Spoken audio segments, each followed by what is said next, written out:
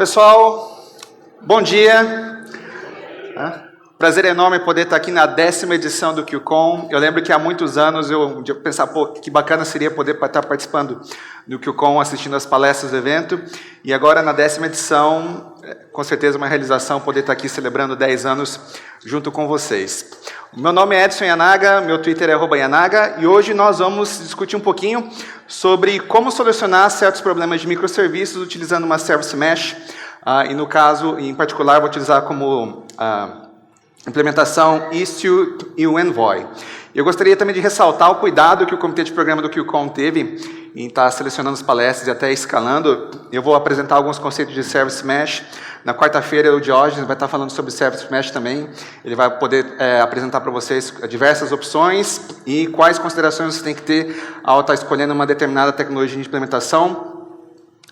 Então, tudo muito bem relacionado. Esse slide eu costumo apresentar nos lugares onde eu visito. Aqui no Brasil talvez seja normal. Eu sou um nipo brasileiro. A gente aqui está na sala Pequim. Para mim ia ser muito mais legal se fosse na sala Tóquio, mas eu entendo aí o pessoal que escolheu o nome das salas. Eu sou um Java Champion, um Microsoft MVP, um TDC Rockstar também. E hoje eu tenho uma surpresa especial para vocês para comemorar os 10 anos do QCon. O Red Hat Developer Program deixou que eu trouxesse esse Chromebook, que também funciona como tablet, tem tela Full HD, esse negocinho é super bacana e a gente vai estar fazendo um sorteio. E para participar do sorteio a gente tem essas regras rapidinho. Tem que me seguir no Twitter, @Yanaga. Se você não tem uma conta no Twitter, é uma boa desculpa para criar agora. Tem que tirar uma foto dessa palestra. Tem que me mencionar @Yanaga no Twitter e tem que ter a hashtag QConSP. Se você fizer tudo isso e falar coisas bacanas sobre mim, opa, palestra, críticas construtivas, tá? Eu tenho um aplicativo e a gente vai poder estar sorteando no final da palestra. E eu até brinco, né, falar coisas bacanas sobre mim. Teve um lugar que eu fui e o pessoal falou assim, nossa, como você é bonito. E eu, rapaz, eu fiquei meio assim, constrangido. Então é melhor falar sobre o conteúdo técnico. Okay? Até porque ele está mentindo, né? Então, duas dicas antes de começar a palestra. Eu publiquei um livro sobre banco de dados e microserviços. Esse é o primeiro resultado da minha pesquisa. Está disponível esse link, Mono2MicroDB. E o conteúdo dessa palestra está disponível também num livro da O'Reilly, no Bitly Istio Book. Acabamos de lançar a segunda edição do livro, que foi atualizada para Istio 1.0. Então, vocês podem ver o que eu vou estar mostrando aqui já é o Istio 1.1. As coisas estão mudando muito rapidamente, mas se vocês quiserem ter acesso a esse conteúdo, está aqui. E se vocês quiserem ter a referência a esse material que eu estou apresentando, aqui embaixo, em todos os lados, tem o link bit.ly Istio-intro. É o conteúdo que a gente está constantemente atualizando sobre Istio. Então, o Istio está mudando bastante com o decorrer das versões. Tudo aquilo que a gente pode colocar de novo, a gente sempre coloca aqui nesse slide deck que eu estou compartilhando para vocês. E esse é um dos motivos pelos quais eu preferi deixar o conteúdo dos slides em inglês, porque esse é o conteúdo vivo que vocês podem estar acessando na internet. Então, sobre o que nós pretendemos falar hoje sobre Istio, o que é uma Service Mesh, como você consegue observar determinados comportamentos em cima de uma Service Mesh, a arquitetura do Istio, em uma pequena introdução, controle de tráfego, resiliência, circuit breaking, chaos testing, egress e security. Então, se tudo der certo, a gente vai poder ter vários demos bacanas sobre esses assuntos. Então, colocando aqui como princípio básico, nós estamos da trilha de microserviços, e não sei quantos de vocês estão aí nessa jornada rumo a se tornar o próximo unicórnio, trabalhando aí com microserviços, fazendo múltiplos deploys por dia, mas pela minha experiência, principalmente em empresas que trabalham com sistemas corporativos tradicionais, a grande maioria do pessoal não está lá ainda, né, para poder estar fazendo múltiplos deploys de múltiplos microserviços por dia. E eu vou confessar para vocês que, se você está fazendo essa migração para microserviços pelo objetivo de queremos utilizar microserviços, talvez seja o motivo errado. Você não precisa necessariamente utilizar microserviços para ser ágil, para poder ser eficiente. Microserviços é um dos estados finais possíveis dentro do seu processo de evolução de arquitetura dentro da empresa. Não necessariamente o melhor para todas as situações, mas é claro, hoje a gente vai acabar focando no microserviços. Ok? E para você poder ter uma arquitetura de microserviços bem sucedida, você precisa de alguns determinados requisitos. E é claro que no passado, o pessoal que estava desenvolvendo a arquitetura de microserviços, como não tinham bibliotecas, ferramentas, soluções disponíveis para o pessoal estar resolvendo esses problemas, eles tinham que implementar na mão e resolver, e acabar descobrindo como resolver boa parte desses problemas. Em 2019, nós temos já soluções no mercado que podem prover boa parte dos recursos para a gente estar resolvendo esse serviço. E é claro que dentro todos esses processos ali, ninguém vai poder te ajudar a reorganizar em DevOps, né?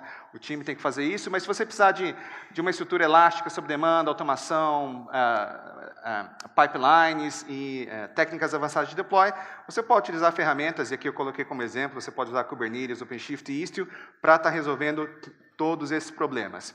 E se você tiver já com todos esses problemas resolvidos, aí sim, né, dá para brincar de microserviços à vontade, porque microserviços não vão te ajudar a resolver esses problemas anteriores. Fazer deploy em produção não é mais problema para vocês.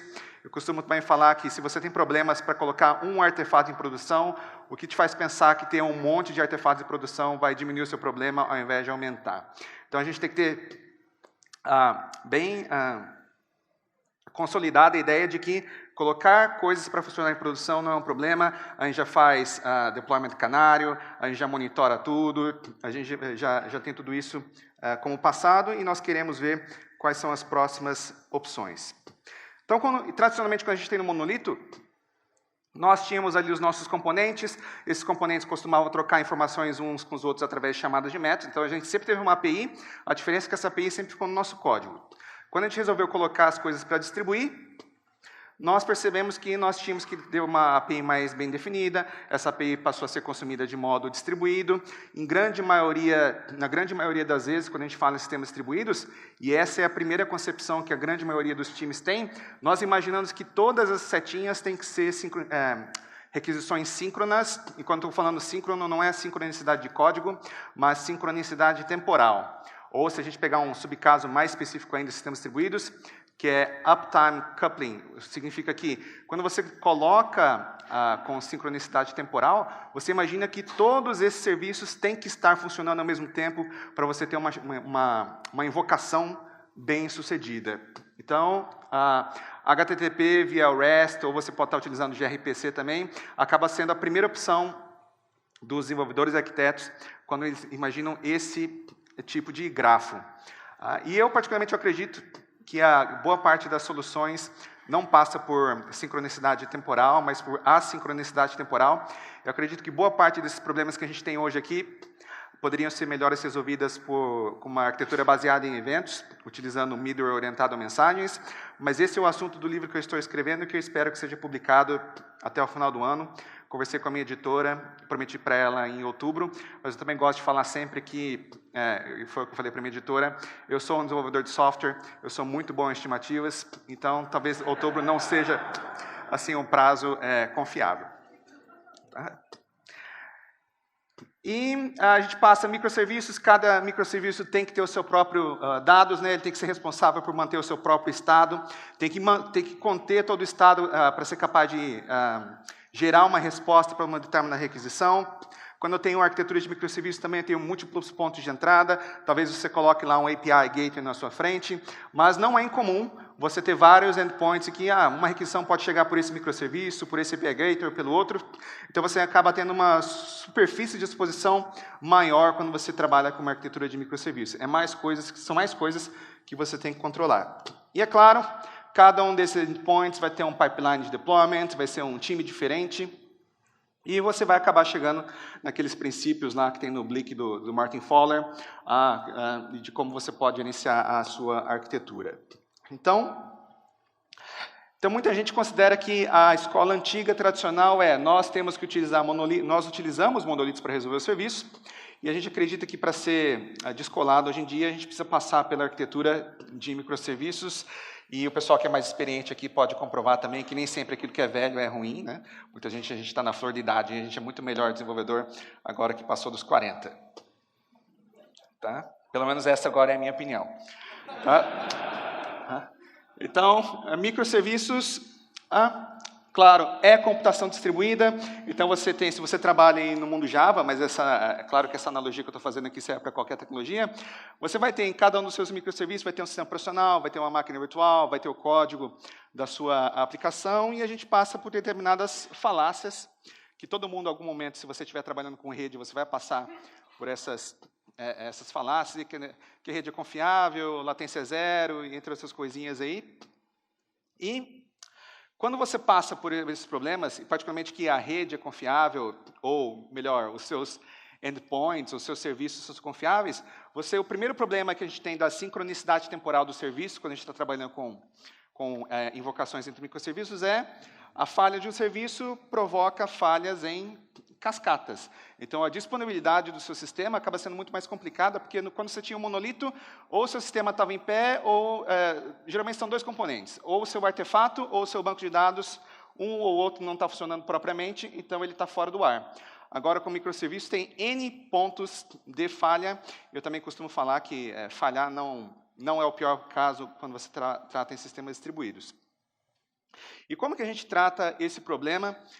Durante a evolução do nosso conhecimento de microserviços, nós passamos hoje em dia o pessoal acha, mas para tratar falhas em cascatas, eu só preciso de um circuit breaker. Põe um Hystrix ali na frente, eu trato ali no código, eu retorno ali um valor padrão para minha requisição e está tudo resolvido. Se você olha aquele tipo de solução a primeira vez, você fala, bacana, né? Dá para fazer desse jeito. Na vida real, quando você coloca na prática, você percebe que o problema é bem mais embaixo. Não é só colocar um circuit breaker para as coisas poderem estar funcionando.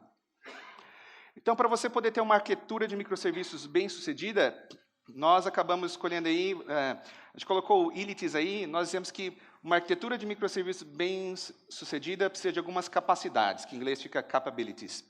Então, o que você precisa para poder ter sucesso? Você precisa ter um modo de expor e gerenciar a sua API, você precisa de Service Discovery, os serviços têm que enxergar um ao outro, conseguir encontrar um ao outro de alguma forma na sua rede distribuída, você tem que ter forma de poder invocar um serviço através de outro, eles têm que ser elásticos para você poder escalar individualmente os componentes do seu sistema, tem que ser resilientes. Se falhar, se um nó do seu sistema falhar, se um artefato falhar, ele vai dando problema, automaticamente ele tem que ser reiniciado ou migrado para um outro nó. Tem que ter um pipeline para você poder colocar os seus artefatos em produção sem dor de cabeça. Tem que ter autenticação, você tem que saber quem que está acessando os seus serviços.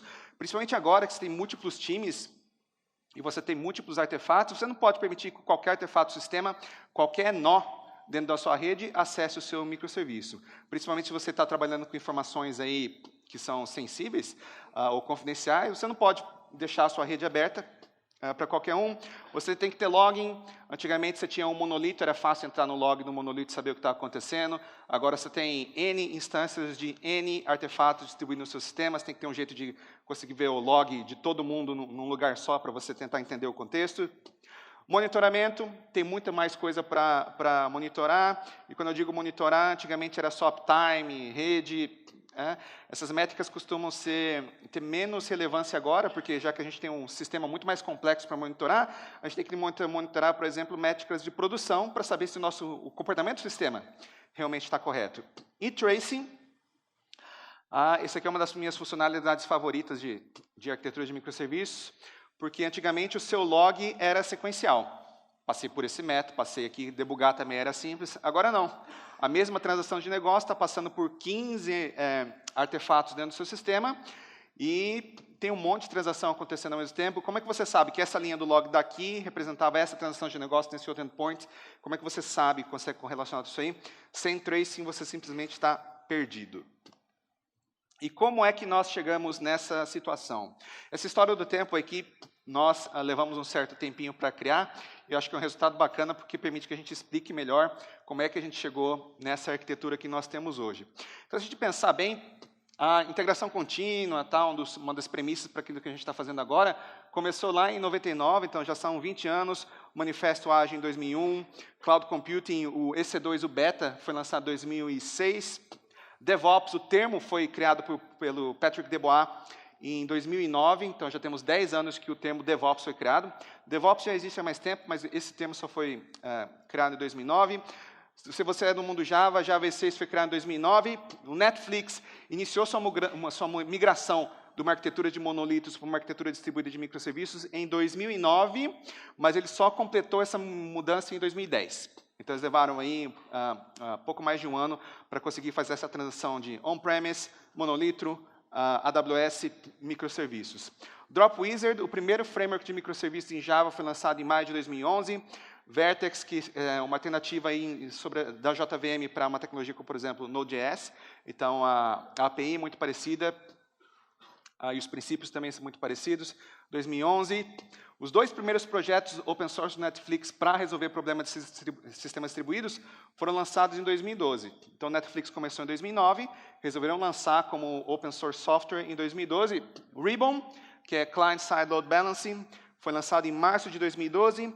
Hystrix, que é a implementação de Circuit Breaking, em março de 2012 também. Mais para frente ali o Eureka, que é seria ali o resolvedor de nomes de serviços distribuídos, foi lançado em julho de 2012. A ThoughtWorks, no radar delas, colocou microservices como essas para vocês avaliarem em março de 2012 também. Docker foi criado em março de 2013, foi lançado. Spring Boot, setembro de 2013. Microservices foram definidos em março de 2014. E Kubernetes, junho de 2014. Então, essa é uma timeline resumida de tudo o que aconteceu nos últimos anos para chegar no ponto que nós temos hoje. O que eu quero mostrar para vocês é, no começo, Netflix, quando um dos pioneiros desse tipo de arquiteturas distribuídas, a galera enfrentou tudo quanto é tipo de desafio, eles não sabiam como resolver, com uma equipe excepcional de profissionais assim, super competentes, eles resolveram os problemas por si sós e, para nossa felicidade, eles resolveram compartilhar boa parte dessas soluções como software open source. Mas imagine, né, essa tecnologia que a gente está utilizando em março que foi lançada em março de 2012, 7 anos desde que é público, começou em 2009, tem 10 anos de idade. Não estou dizendo que é ruim só porque que é mais antiga, estou dizendo que é ruim, afinal de contas funciona em produção, mas talvez hoje, em 2019, nós temos formas melhores de estar resolvendo os mesmos problemas. Então, como é que funciona ali? Se você estiver utilizando tecnologias como, por exemplo, o stack do Netflix, e começou com Java, obviamente, mas hoje várias outras tecnologias têm suas implementações respectivas de Hystrix, Ribbon e outras coisinhas. Eu costumo falar que eu brinquei um pouquinho de JavaScript. Se você colocar JavaScript e quiser Hystrix, tem 10 implementações diferentes lá de Hystrix no NPM. Nenhuma delas eu sei se funciona direito, mas está lá disponível. Não, eu estou falando com sinceridade porque as duas que eu testei não funcionaram direito. Mas o negócio evolui, tá? Não é que eu estou pegando no pé, não.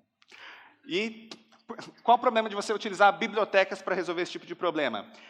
Se você pensar na JVM e estiver utilizando o stack do Netflix, você tem um container, você tem uma máquina virtual, você tem o código do seu lógico de negócio, que talvez nem seja grande, mas você vai ter aí 200 MB de dependência para fazer Service Discovery, Load Balancing, Circuit Breaking, métricas, Tracing, vai lá, e esses jars vão estar sendo replicados em todos os seus artefatos do sistema, porque todos os componentes do seu sistema precisam dessas capacidades. E conforme a evolução da tecnologia, vocês percebem que à medida que uma solução é consolidada, o pessoal percebe que, opa, essa solução é boa para resolver esse tipo de problema. A gente tende a migrar esse tipo de solução para camadas inferiores da nossa arquitetura. Então, persistência. Hoje em dia, ninguém mais pega, vamos fazer persistência, a gente tem que implementar aí como é que a gente vai buscar os dados dentro de um arquivo dentro do sistema operacional. Não. Hoje em dia, eu quero fazer persistência, a gente vai utilizar um serviço de banco de dados, pode ser relacional ou não, mas você vai utilizar um serviço, porque esse problema já foi resolvido, não é seu objetivo ficar resolvendo esse tipo de problema, você tem que resolver problemas de negócio. Então, a gente acaba sempre empurrando para camadas inferiores. E hoje, em 2019, claro que a gente tem alternativas para resolver isso daí. Então, se você utiliza uma biblioteca, que no caso do Netflix OSS é específico de Java, e adiciona um monte de coisa e está replicando em todo lugar, para resolver essas capacidades, é claro, você pode resolver a grande parte dessas capacidades utilizando bibliotecas, mas em 2019 a gente tem, por exemplo, Kubernetes, que ajuda a gente a resolver boa parte desses problemas. Então, dessas capacidades que nós temos aí disponíveis, e quando eu falo Kubernetes, claro que existem outras plataformas, mas eu acho que é o consenso da comunidade que Kubernetes ganhou a guerra de plataformas de orquestração de containers em produção.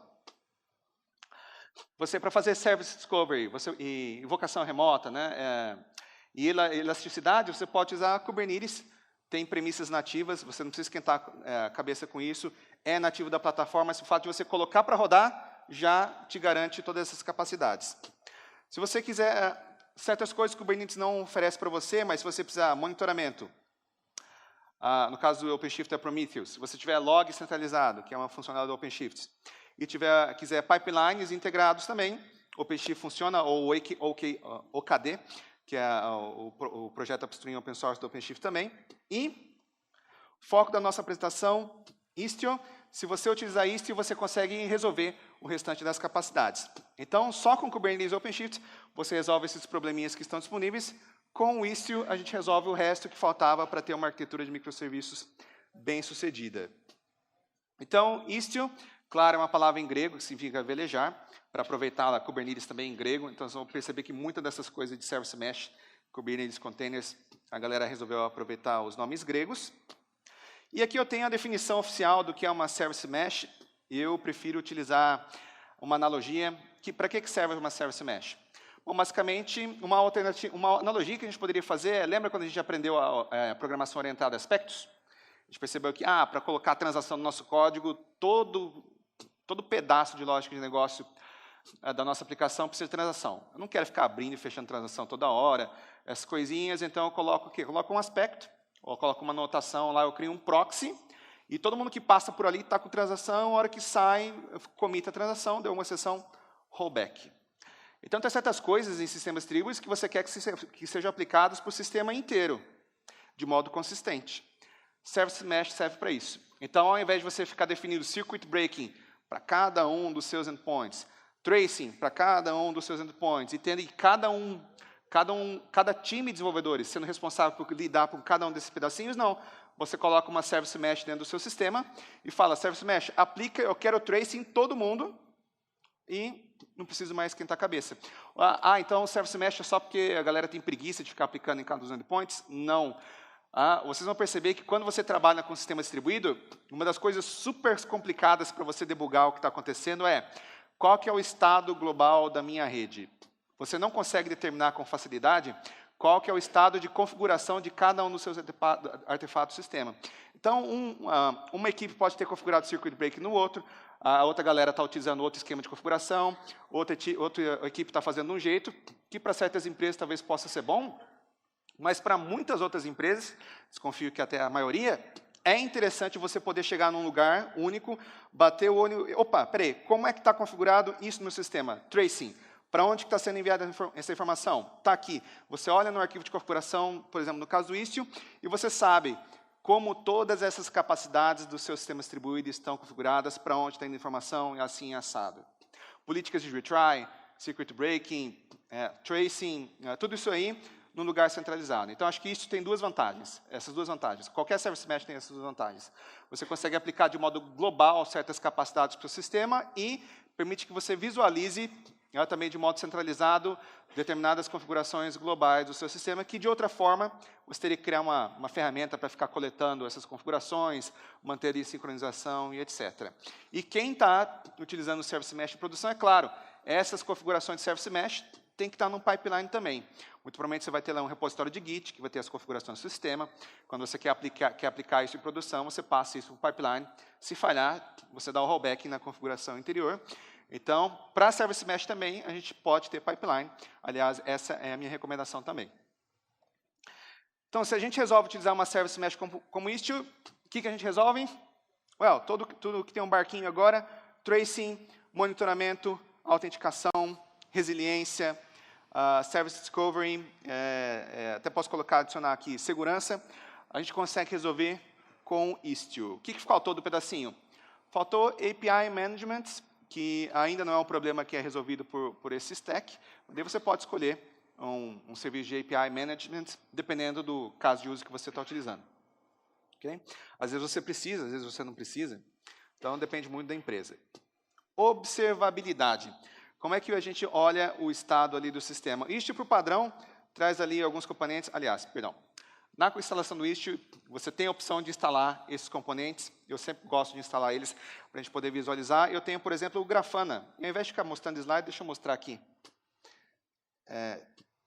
O meu rodando. Antes de começar a palestra, estava rodando. Eu espero que ainda esteja rodando.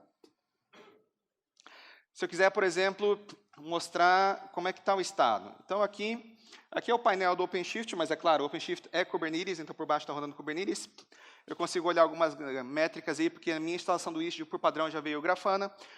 Posso criar um monte de gráfico com toda a estatística ali globais do meu sistema. Se eu quiser ver, como é que o Istio está se comportando aqui, esse aqui é o dashboard do que está acontecendo com o Istio. Não tem nada acontecendo agora, 100% sucesso das aquisições, não estou recebendo nada em produção, mas se eu quiser dar uma carguinha aqui no meu sistema, o Grafana vai poder mostrar para mim que, o número de requisições por segundo vai aumentar. E é claro, né, tem um delayzinho, porque minha máquina, estou rodando tudo isso aqui numa VM, então é natural que o negócio fique bem lerdinho de vez em quando. Então, dei um refresh, 1.8 requisições por segundo. Só vou dar uma fechadinha aqui, porque senão vai ficar mais lento ainda na hora que eu quiser fazer os outros demos. Então, aqui tem o Prometheus.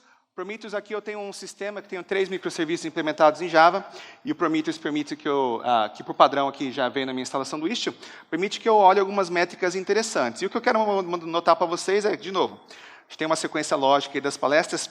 Esse aqui é o gráfico do Prometheus, eu tenho 3 microserviços. Tenho o Customer Preference and Recommendation, e se vocês olharem aqui, esse aqui é o gráfico de utilização de memória do microserviço chamado Preference. E que eu gostaria de notar para vocês, aí, quem é do mundo Java, vocês podem ler que esse microserviço aqui de preferência implementado em Java, ele está ocupando, depois que o negócio esquentou, porque eu mandei algumas requisições, está ocupando 20 MB de memória. Tá? Então, vocês acham que é possível uma máquina virtual Java ocupar 20 MB de memória? Então, tem uma palestra no TD Java hoje no final do dia, o Sane, italiano, ele é um dos inventores do Quarkus, ele vai estar mostrando qual que é a mágica por trás do Quarkus. Ok? Então, preference, deixa eu ver outro endpoint também, customer. Customer, esse aqui já está há mais tempo rodando, está consumindo demais até, está 86 MB de memória. Está rodando em Quarkus também. Depois eu tenho que debugar, porque um está consumindo mais do que o outro. Okay? E vamos voltar aqui, depois eu mostro nas outras capacidades. Então, Jaeger, se eu quero tracing, por exemplo, eu quero saber, tal requisição com tal business ID ou correlation ID, você pode salvar esse correlation ID nos seus logs, depois para determinar, essa correlation ID seria a sua transação de negócio. Está passando por esse ponto, você pode correlacionar ele nos seus logs, mas se você quiser saber, e aqui eu mostro como é que você resolve o pior problema que pode ter numa arquitetura de microserviços, que é lentidão. Então, você pega qualquer um desses tracings, essa invocação aqui levou 6.29 milissegundos, você sabe cada um dos endpoints, quanto tempo ele levou para processar cada uma das requisições. Eu costumo dizer que se o seu sistema não está funcionando, é fácil. Você olha lá na plataforma de monitoramento e vê qual artefato que está fora do ar. Se o negócio está lento, é a pior condição possível. Qual endpoint que está provocando essa lentidão? E a pior situação ainda é quando aparentemente, todos eles estão funcionando normalmente. Então, se você não tiver esse tipo de tracing com o Correlation ID e monitoramento e log centralizado, é uma situação simplesmente impossível de resolver. Dos times com os quais eu já tive a oportunidade de trabalhar e visitar, quando chega nesse negócio, está lento, mas não sei onde está, o que o pessoal faz? Reinicia todos os endpoints. Por quê? Porque você não tem ideia, então começa a base da tentativa e erro. Mas com tracing, você tem uma chance de poder tentar identificar onde é que está o problema da sua arquitetura. Sem tracing, realmente você está no escuro, você não vai ter alternativa. E esse aqui é bacana. Porque você pode gerar gráficos, você pode gerar aqui, você pode olhar o tracing, são todas aquelas barrinhas mostrando o que está acontecendo, mas uma coisa que é bacana, que foi um projeto, e esse projeto inclusive foi criado pela Red Hat e doado para a Cloud Native Computing Foundation, esse é o Kiali. O Kiali permite que você visualize o que está acontecendo nos seus microserviços em tempo real. Então, se tiver requisições, aqui ele mostra as configurações do seu sistema, inclusive você tem certas opções que permitem que você altere a configuração do Istio aqui através da interface do Kiali. Se tiver algumas requisições batendo, deixa eu ver se eu consigo produzir aqui. Você consegue visualizar o que está acontecendo com a sua rede em tempo real. Vamos fazer um refresh. Está dando um errinho, então. Tá. Ok.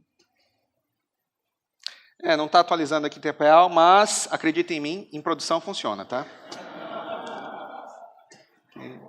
Só porque é uma VM no notebook e tal, e nem vou contar para vocês que 10 minutos antes de começar não estava funcionando. Tive que reconfigurar o negócio aqui. Porque não dá para confiar ali nessas VMs, perde a sincronização do relógio, é um probleminha ali na interface. Toda vez que eu fecho o notebook, o relógio da VM para. E quando fica fora de sincronização, o gráfico não funciona direito. Ok? Mas, então, essa é a interface do Kiali. Então, mostrei as capacidades do Istio. Antes da gente ter uma Service Mesh como o Istio para resolver esses problemas, a gente tinha que fazer isso com o Istio. A nossa arquitetura fica muito mais simples, porque agora todos os problemas passam a ser resolvidos, ou todos não, boa parte dos problemas passam a ser resolvidos, por isso que a gente chama de Sidecar Container. E se você trabalha numa plataforma como Kubernetes, que trabalha com pods, pods é o quê? É um conjunto de um ou mais containers que tem o mesmo ciclo de vida.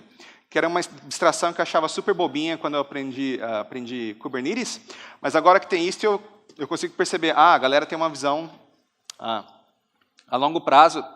Hoje eu posso colocar 2 containers dentro do mesmo pod, que tem o mesmo ciclo de vida. Isso significa que se um morre, os 2 são reiniciados.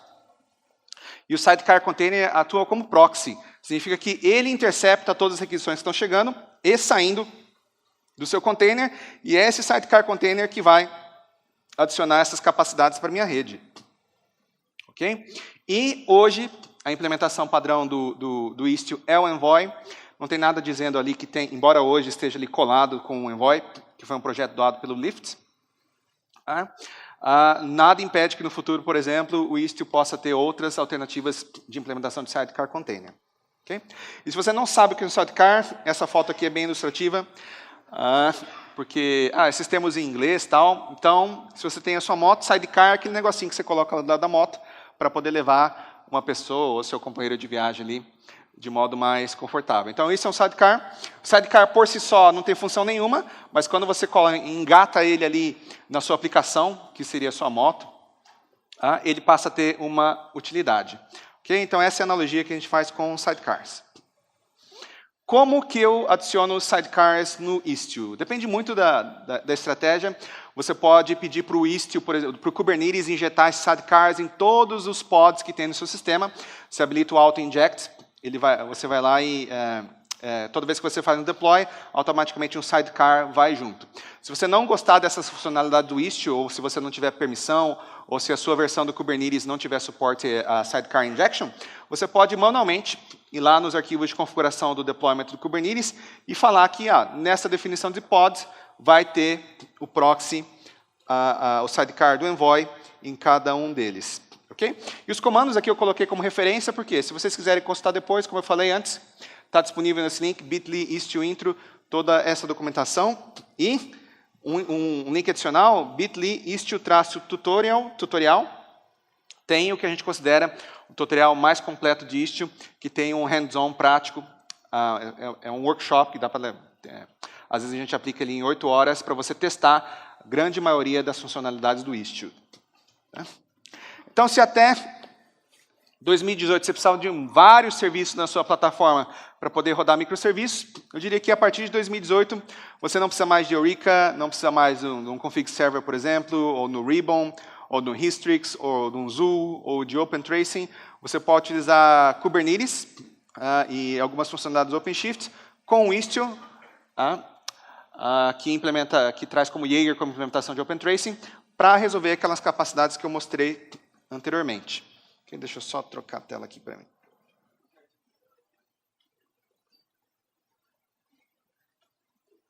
E você não está mais restrito ao mundo Java. Você pode, por exemplo, utilizar qualquer outra plataforma, porque essas capacidades são independentes de tecnologia de implementação que você está utilizando nos seus microserviços. Então, hoje, a implementação padrão é Envoy. Como eu falei antes, não tem nada que impeça que vocês troquem de implementação depois. Então, a próxima geração de microserviços, eu acredito sim que vai passar pela utilização de uma Service Mesh.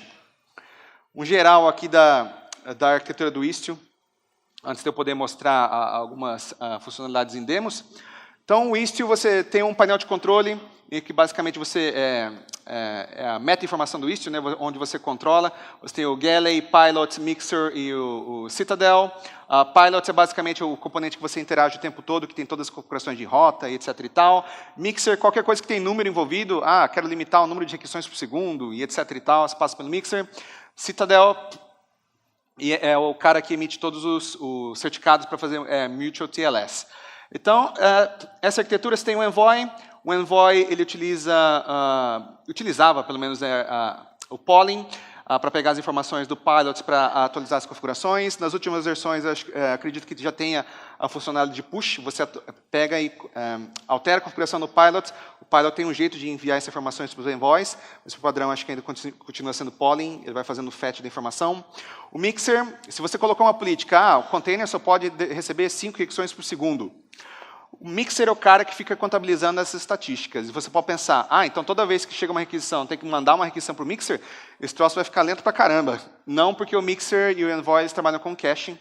Então, não é algo assim determinístico, ele trabalha mais com probabilidade. Né? Na média, vai estar 5 requisições por segundo. E você pode, o API Gateway, o Istio tem o seu próprio gateway que vai estar recebendo as requisições e é onde a gente vai poder manipular o roteamento que eu vou poder mostrar para vocês. Como é que ele funciona dentro do Kubernetes? Basicamente, qualquer funcionalidade hoje em dia que você tem no Kubernetes Kubernetes virou a plataforma padrão e todo mundo que quer instalar alguma coisa em cima do Kubernetes instala um CRDs, que é o Custom Resource Definitions. O Istio tem um monte. Essas daqui são algumas das coisinhas. E se vocês quiserem saber quais são alguns dos recursos mais importantes, Virtual Services é o recurso que permite que você faça algum roteamento inteligente.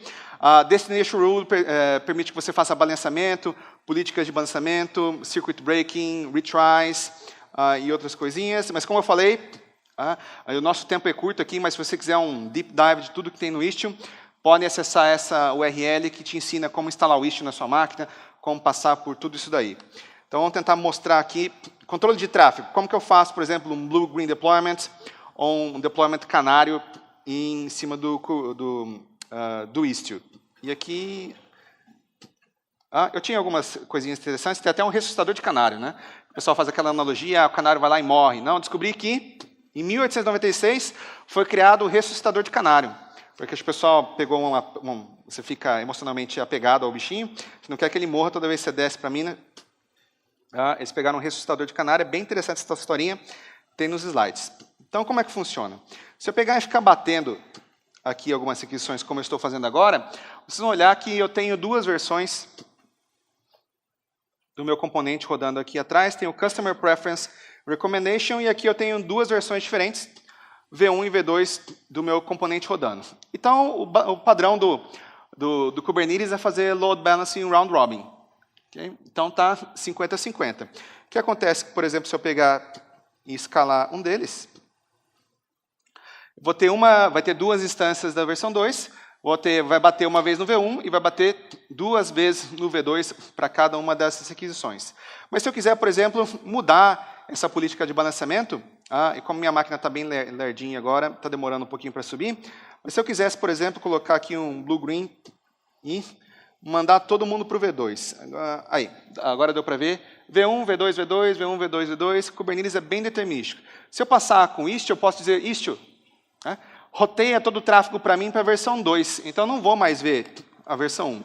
Então, a partir do momento que eu crio esse cara aqui, vocês podem ver que todo o tráfego passa para a versão 2. Não tenho mais. A versão 1, eu vou diminuir aqui para poder fazer o demo com os 5 minutos que estão me restando ali. Então, só está indo na versão 2. Vou limpar minhas regrinhas aqui, vai voltar ao load balance padrão do Kubernetes, 1 ou 2. E vamos tentar mostrar pelo menos um recurso interessante, que é o retry, circuit breaking, pull ejection. Vou fazer o cenário mais simples possível, que é, se eu pegar, eu vou ter que copiar aqui